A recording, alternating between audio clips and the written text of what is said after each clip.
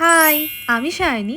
Welcome to my another mini vlog. Daily vlog অথবা এদিক ওদিক ঘুরতে যাচ্ছি সেই সব ভিডিও তো তোমাদের সাথে শেয়ার করা হয়েই থাকে, বাট আজকে প্রায় 1 বছর পর বলতে পারো আমি বাইরে কোথাও ঘুরতে যাচ্ছি। আর তাই আজকে থেকে নেক্সট যে ভ্লগগুলো তোমরা দেখতে পাবে সেগুলো কিন্তু খুব সুন্দর সুন্দর ভ্লগ দেখতে পাবে। আর তোমরা যদি এই সুন্দর সুন্দর ভ্লগ দেখতে চাও তাহলে অবশ্যই আমাকে ফলো করে দিও, আর ইউটিউব থেকে দেখলে অবশ্যই সাবস্ক্রাইব করে দিও। যাত্রা শুরু করলাম আজকে বেলডাঙা থেকেই। সবাই আমাদেরকে স্টেশনে তুলে দিতে এসেছিল, আর তারপর ট্রেনে এতটাই ভিড়, যে যার মতো আলাদা আলাদা করে উঠে বসেছিলাম। আর তারপর সবাই মিলে ফাইনালি শিয়ালদা স্টেশন এসে মিট করলাম। আর শিয়ালদা স্টেশন থেকে বেশিক্ষণ ওয়েট না করে হাওড়া স্টেশনের উদ্দেশ্যে রওনা শুরু করলাম, কারণ অনেকটাই রাত হয়ে গেছিল। এরপরে আবার গাড়ি পাবো কি না পাবো সেই জন্য আর ওয়েট না করে চলে আসলাম। হাওড়া স্টেশনে পৌঁছে যে যার মতো এদিক ওদিক বসার জায়গা পেয়েছিলাম সেখানে বসেছিলাম। আর তারপর সবাই যখন এসে পৌঁছালো একসাথে খাওয়া দাওয়া শুরু করলাম। মানে ওই বলতে পারো ছোটখাটো একটা পিকনিক মতো হলো, যে যার মতো বাড়ি থেকে খাবার দাবার এনেছিল, আমরাও নিয়ে গেছিলাম। তো সব মিলিয়ে বলতে পারো ভালোই জম্পেশ করে খাওয়া দাওয়া হয়েছে। রুটি তরকারি পরোটা সবকিছুর অপশনই ছিল। তো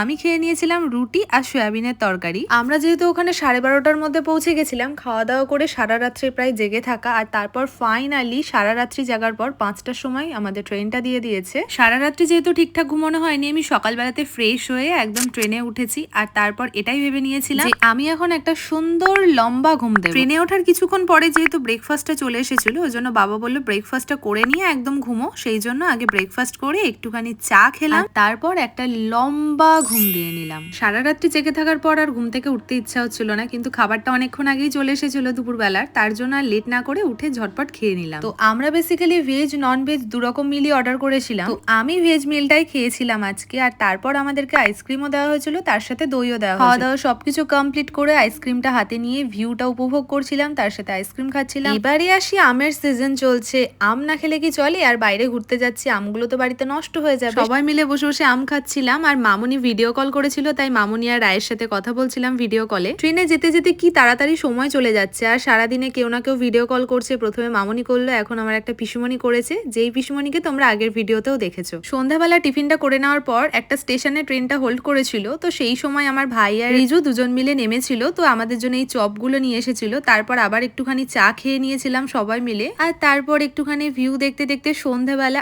আবার সবাই মিলে একসাথে হলাম। আর একসাথে হওয়া মানে তো সেই লেভেলের হই হুল্লোড় হওয়া। আগের ভিডিওতে আমার এই পিসির মেয়েকে দেখেছিলে, ও থাকে মুম্বাইতে এখন, ওর হাজবেন্ড যেহেতু ওখানে থাকে, তো সেই জন্য ও আমাদের সাথে এই একই ট্রেনে করে মুম্বাইয়ে নেমে যাবে। তো আমরা সবাই মিলে অনেক রিলস বানাচ্ছিলাম, অনেক ভিডিও করছিলাম, অনেক গল্প গুজব হই হুল্লোড় করার পর এই যে এখন আমাদের ডিনার চলে এসে। রাত্রেবেলাতে আমরা চিকেন মিল আর এগ মিল অর্ডার করেছিলাম। তারপরে এই যে সবাই মিলে এখন খাওয়া দাওয়া করে নিচ্ছি। Good morning. কোথায় যাচ্ছি সেটা আশা করছি তোমরা অনেকেই বুঝতে পারছো। কালকে আমরা ট্রেনে উঠেছি, আর আজকে হচ্ছে আমাদের ট্রেনের ডে 2।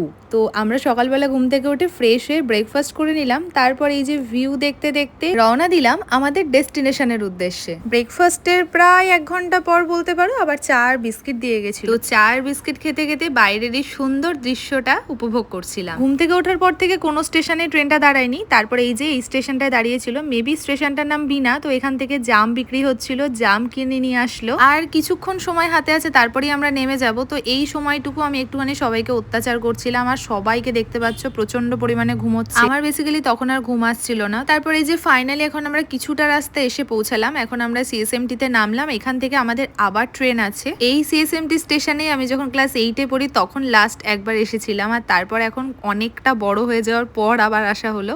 তো এখানে আমাদের যাত্রা শেষ নেই, এখন আমাদেরকে আবার ট্রেন ধরতে হবে। তো আপাতত এখন আমরা লোকাল ট্রেনে করেই যাব। মুম্বাই অবধি আমাদের জার্নিটা বেশ ভালোই ছিল, বাট এখন আমাদের যে জার্নিটা সেটা একটু হেক্টিক ছিল।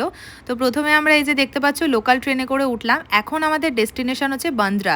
তো এই যে 12টা 3 মতো বেজে গেছে দুপুরবেলা, আমরা সবাই মিলে এই যে ট্রেনে উঠে পড়েছি। তো আমরা এখন এই যে এসে পৌঁছে গেছি, দেখতে পাচ্ছ বান্দ্রা স্টেশনে।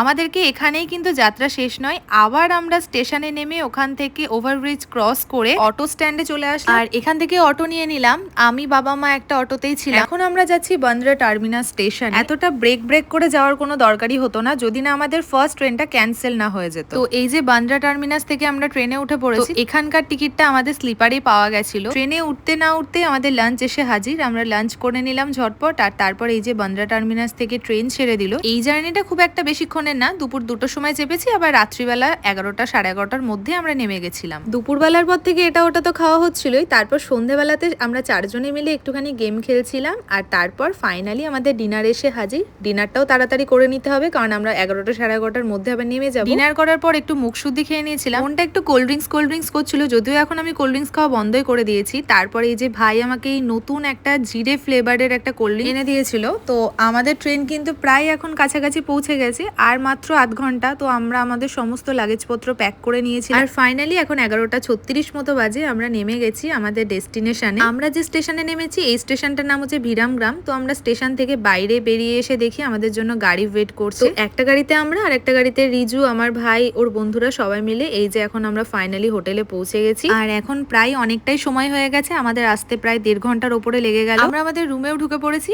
আজ তবে এতটুকুই, দেখা হবে নেক্সট সুন্দর সুন্দর ভিডিও নিয়ে। সবাইকে বাই।